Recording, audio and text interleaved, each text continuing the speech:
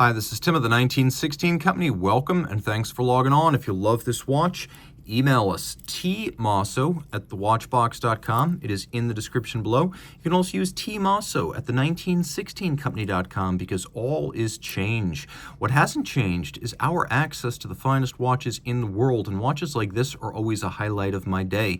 I like a good Rolex and Patek, but there's nothing like high-end independence to get the juices flowing. And Urwerk, from 1997 to the present, one of the originals in the independent horology space. You're looking at a model launched in 2023. It's the Urwerk UR-100V Magic T, the T standing for titanium. And this is a full bracelet take on the UR-100. So the watch measuring 41.2 millimeters from side to side. If you measure it from the end of the case to the end link of the bracelet on the opposite side, then the total distance across the wrist is 50.8 millimeters, and it is 13.4 millimeters thick with sloped case flanks, courtesy of that bubble-like sapphire. So it will actually fit underneath the cuff, but I'll let you be the judge of that on my 16 centimeter circumference wrist. So the watch wears beautifully, and while it is large and prominent, that's the idea. The watch would probably be suitable for a wrist as small as 14 centimeters in circumference, and you can see with a low case and a bubble-like crystal, it will slide underneath the cuff.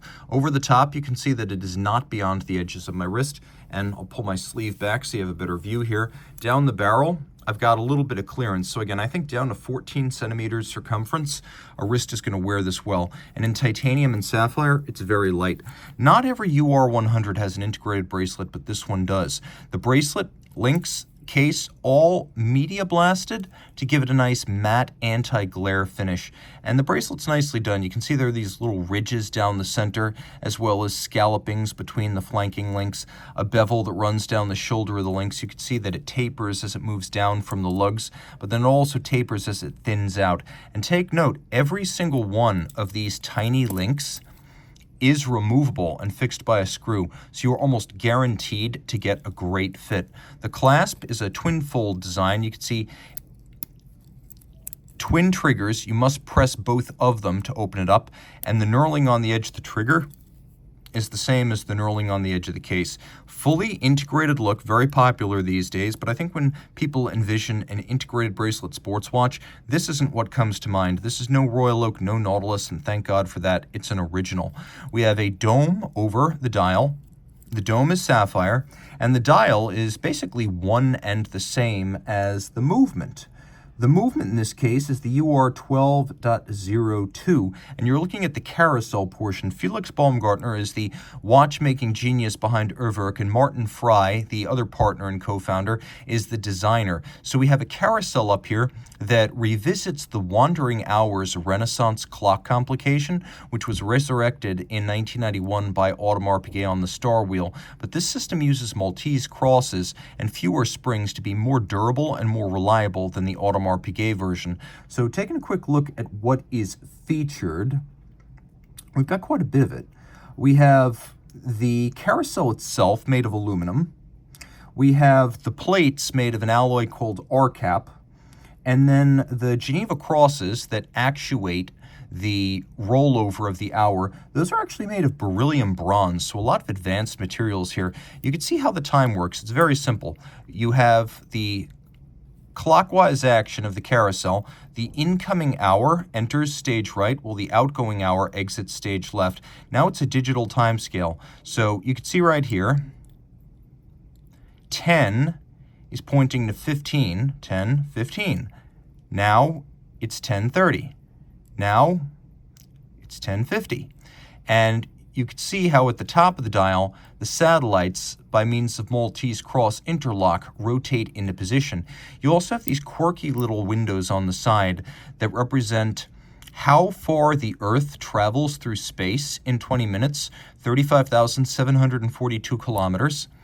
And then you have the distance that the Earth rotates on its axis in 20 minutes, which is 555.55 kilometers, and then an array of different finishings. We have satination, media blast, and polish. It's high horology, even if the look is avant-garde. Now, let's do a quick loom shot, just so you can be sure beyond a shadow of a doubt that the watch is downright close encounters.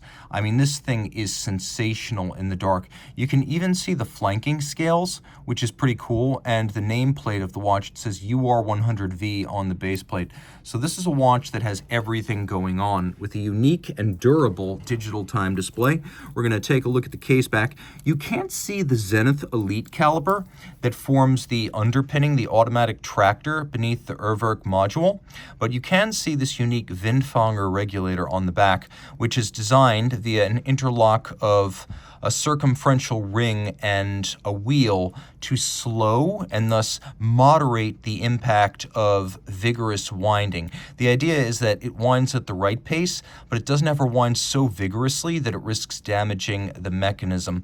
Energized as a 48-hour power reserve, it beats away at 4 hertz. Again, it's a Zenith Elite base, so a very highly regarded luxury level automatic ultra thin that's considered to be on par with the likes of the JLC 899, for example, or something like an ETA 289, 282, or a GP 3300. It's comparably thin, reliable, and accurate relative to those. You can see blackening, media blast, beveling, engine turning, and satination on this case back. And again, a 48-hour power reserve. All this 40 joule movement when you combine the Elite base with the Urwerk module on top, and all this is water resistant down to 30 meters.